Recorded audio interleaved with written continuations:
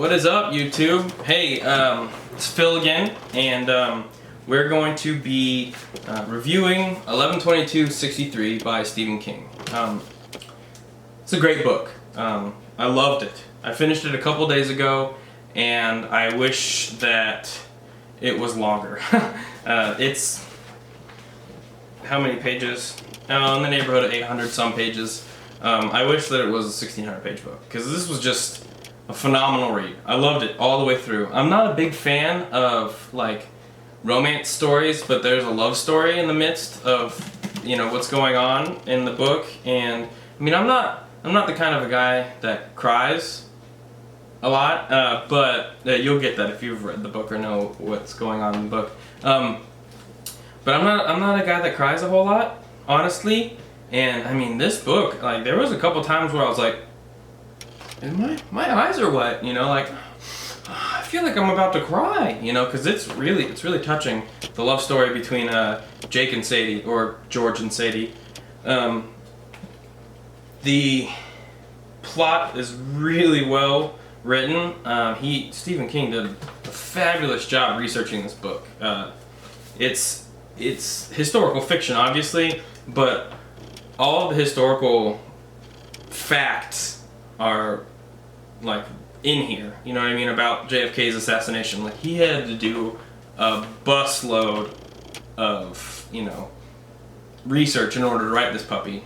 So the plot of the story, I will try to avoid spoilers. The plot of the story is this high school English teacher named Jake Epping. He's goes back in time and tries to prevent the assassination of JFK. As you see on the back cover, he does prevent it. Now, when he does prevent it, there's a lot of stuff that happens differently when he returns back to 2011. So, essentially, Jake is good friends with this guy named Al Templeton, who owns a diner. And inside the diner, there's a portal to 1958. And it takes him back to 1958 in Maine. And he goes back in time and he has to live back in 58 and up till 1963, which is when the assassination happens. So there's a lot of things that Jake has to do between when he arrives and when the assassination happens in order to prevent the assassination. He goes out of his way and saves a couple of people who are not a part of the JFK assassination, like a friend or like somebody, you know, that he knew was going to be, you know, hurt or something like that. He goes back and he like saves them from the bad things that happened to them, which is interesting to see what happens to them after he returns back to 2011. So he does prevent the assassination of 2011. He does prevent the assassination of JFK in 1963. He returns back to 2011 and he sees that like the whole world is messed up. Like, not even just America, but like the whole world is messed up. And Stephen King does a really cool job of like taking a new approach to time travel in the book. And I'm not going to spoil. That's like the big spoiler. Obviously, like, not saving JFK, that's not really a spoiler because it's on the back cover of the book. But the spoiler is like how the time travel works for in Stephen King's universe here. When he goes back in time, he goes back to Maine, 1958. If you know other King stories that happen in 1958 in Maine, he does go to Derry. It's not a big plot point for the book, but he does visit Bevy from the Levee and Richie from the Ditchy. So he meets Beverly and Richie from It, which was really cool.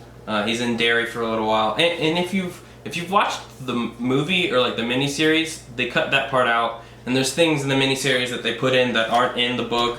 It doesn't ruin it. The TV series did a really good job of kind of taking the core of what the novel is and portraying it in a miniseries. However, in the book, I feel like Jake is older than the way that he's portrayed in the miniseries. Not a whole lot older, but I feel like Jake in the miniseries is portrayed as a younger man. And you know, in movies and miniseries and stuff like that, you can't really tell how old people are unless they like say how old they are. I mean, you can get a rough estimate sometimes, but nevertheless, the story is really great, and the love story is heartbreaking. I mean, Stephen King has like, you know, a quote, and he says like you have to kill your loved ones, like in your characters. You have to kill your loved characters. I'm not gonna say who, but there is death in the story, so Jake goes back to 2011. Back to the Future? Well, no, he goes back to 2011, and everything's messed up, and so he's like, oh crap, what am I gonna do? So he goes back to 1958 to kind of fix things again, and the time travel thing kind of deepens, the story of time travel kind of deepens there, and then he comes back to 2011 after he's done all that nonsense again. And I definitely suggest this to people who are interested in that kind. And I mean, if you're interested in JFK, like the JFK assassination, boom. If you're interested in time travel, boom. If you're interested in Stephen King, boom. You know, it can just go on. Like this is not like a horror novel. Like, you know, some of Stephen King's always classified as horror, you know, but he does have some, like, you know, horror novels. This isn't horror. There's nothing really scary. I mean, it gets suspenseful and you're on the edge of your seat, like, oh no, how does this? Oh, how? You know, like that's in here, but it's not scary. So if you don't like scary, don't worry. This is definitely a good read for you. So I would definitely suggest that you read this book. I'm gonna rate it a 5. I mean, I hate throwing out 5s because it kind of like trashes your scale. Okay, 4.5. I'll give it a 4.5 out of 5. Because it could have been longer. It could have expanded a little bit near the end on some things. I would have loved to have read more about when Jake comes back to 2011 the first time after he's saved JFK.